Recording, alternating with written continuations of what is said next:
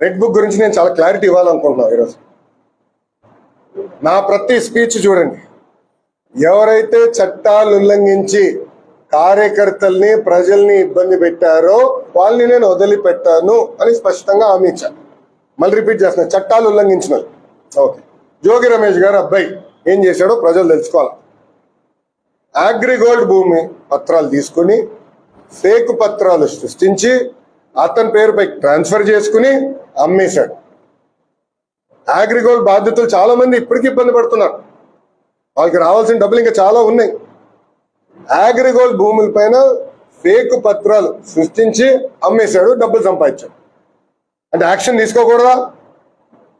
Telugu Desam, Janasena, Bharatiya Janata party ప్రభుత్వం రేపు లిక్కర్లో కూడా యాక్షన్ తీసుకుంటాం, ఇసుక దండాల్లో కూడా యాక్షన్ తీసుకుంటాం. అంటే అడ్డగోలుగా ప్రజల భూమి దోచేసినా మేమేం పట్టించుకోకూడదా? నేను ఆనాడు హామీ ఇచ్చా, ఊరూరు మాట్లాడా ఎర్ర బుక్ గురించి. ప్రజలకి నేను హామీ ఇచ్చా, ఎవరైతే చట్టాన్ని ఉల్లంఘించారో వాళ్ళని నేను వదిలిపెట్టే ప్రసక్తే ఉండదు అని నేను ఊరూరు మాట్లాడాను స్వామి. ఎర్ర బుక్ పట్టుకుని తిరిగా చూపించా ప్రజలకి. అందుకే ప్రజలు మాకు అంత అద్భుతమైన మ్యాండేట్ ఇచ్చాడు. దాని ఒక్కవల్లే కాదు, అందరూ కలిసికట్టుగా పోరాడడం. దాంట్లో భాగంగా రెడ్ బుక్ ఒక మ్యాండేట్ మాకు.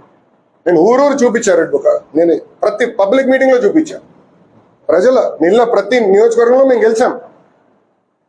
సో ప్రజలు మాకు అంత క్లియర్ మ్యాండేట్ ఇచ్చారు. సో ప్రజలు కూడా చాలా క్లియర్గా ఉన్నారు.